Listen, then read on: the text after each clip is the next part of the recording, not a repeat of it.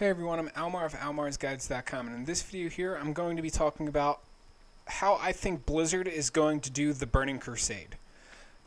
I've been seeing videos popping up on my YouTube feed specifically about this topic the past few days, and I decided to give my input on it.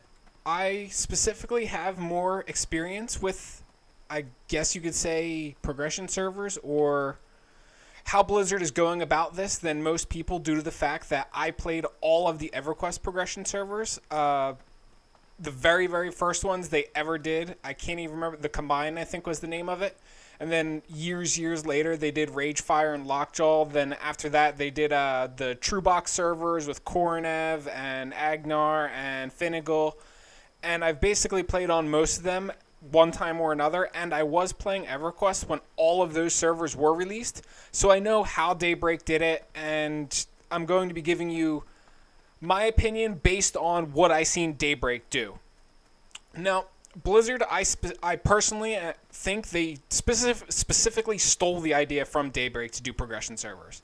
For the longest time, we've seen Blizzard saying nobody's going to be interested in WoW Classic, and then Daybreak did basically Everquest Classic, and it was a massive hit. Massive hit. And then Blizzard basically said, well, we want in on that.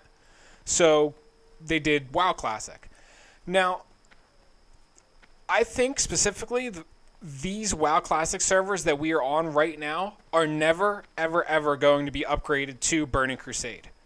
I also don't think we're going to be able to transfer the characters from these servers to Burning Crusade. And if we are allowed to transfer our characters from these servers to Burning Crusade, it's going to be a transfer, not a copy.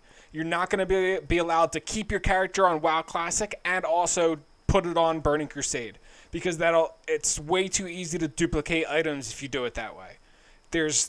There's just so many ways that you can be creative and duplicate your items if you're doing something like that, that it's so much easier to just let people linearly transfer them, which is exactly how Daybreak does it for EverQuest. You're allowed to transfer ahead to a future expansion, like if the game's currently on like Velius or Canark or something like that, you can transfer ahead to Omens of War or Gates of Discord or even something further out there. I mean, you can transfer a character off of a EQ progression server at any time to any of the regular EverQuest servers. So that option is always there to transfer ahead. You just, obviously, for obvious reasons, you can never transfer backwards to an earlier expansion. So I think maybe Blizzard will do something like that, but it is much more likely for the time being that if they do decide to do World of Warcraft Burning Crusade again, it's going to be a secondary server, or as an alternative, they may also do this. They may also release a second set of progression servers, and instead of it stopping at Naxxramas or stopping at whatever the end of Classic is, they'll just continue ahead to Burning Crusade, and it'll naturally, I guess you could say, roll into the next expansion.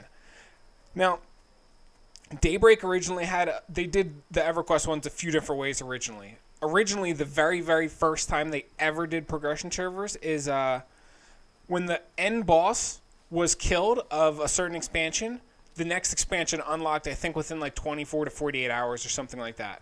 But a lot of people didn't like this because the super try-hard guilds just cleared expansions just non-stop immediately, and there was none of the other guilds were able to keep up. They couldn't even clear the first like 2 raids of an expansion by the time the try-hard guilds cleared it. So there was just a complete imbalance. A lot of people were unhappy with that. So eventually what Daybreak did is voting time-locked progression servers. Or rather just voting-locked progression servers. So every single time the end boss of an expansion was defeated, a poll opened up on the server, and you voted if you wanted to move on to the next expansion. The vote would go for a week, and if the vote passed, then the next expansion would open the following week.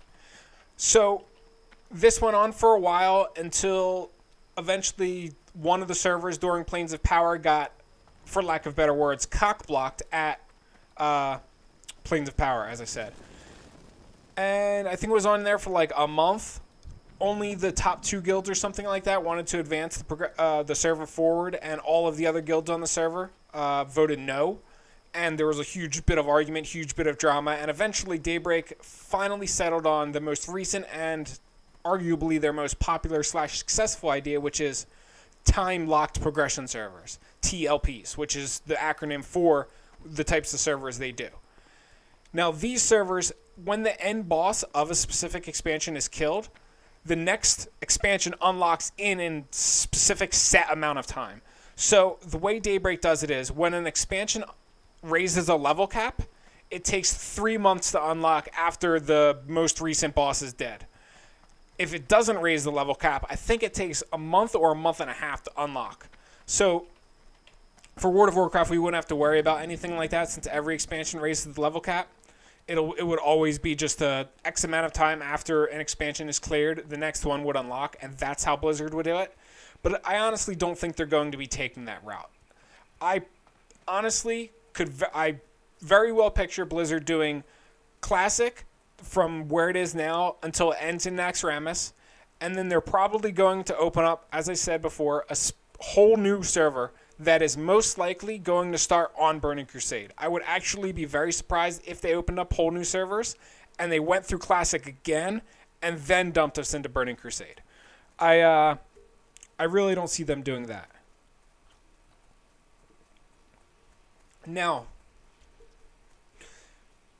the question that I have is, or rather what I'm kind of curious is, if they will close down Classic when they release Burning Crusade.